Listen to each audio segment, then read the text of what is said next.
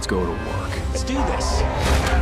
In these uncertain economic times, most films are lucky to make any profit. So when you get one that makes well over £400 million to the bigwigs in Hollywood, that means time to make a sequel. I have come back. Yeah, no, I heard that. I got that. Welcome back. As a result, comedy king Ben Stiller returns with his band of funny men for another night at the museum. Installment number 2 sees more stars and more exhibits coming to life. Contact! DC, this is Mission Control.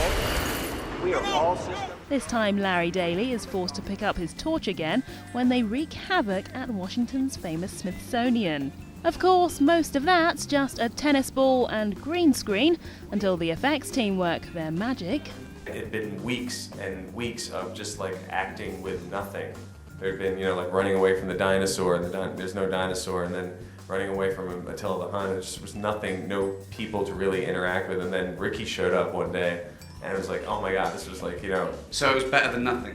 Exactly. Much better than nothing. So, there's now very own Mr. Success Story. The Office and Extras creator stars as Dr. McPhee again, and as well as improvising most of his scenes, had a unique approach to filming.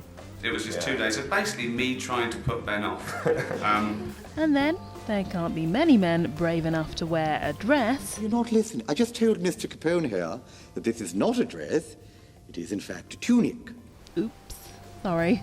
Hank Azaria, the man behind many a voice on The Simpsons, plays Egyptian pharaoh Khamunra and admits he took his inspiration from one of our own Brit actors. Hey, didn't I do like 5 or 6 for that camera test, and then as a joke at the end I thought, what about Boris Karloff? He'd have been a good mummy if he was still alive. And then I still can't believe we actually used that. But it made Ben laugh. See, it makes Ben laugh. That's why it ended up in the film. But I know you're wondering, is it worth a trip to the cinema? Well, you don't often say this about a sequel, but the plot is okay. It's imaginative, child-friendly, and a novel way of getting kids interested in history. Okay, so it's a bit gung-ho and all-American at times. We don't plan, we do!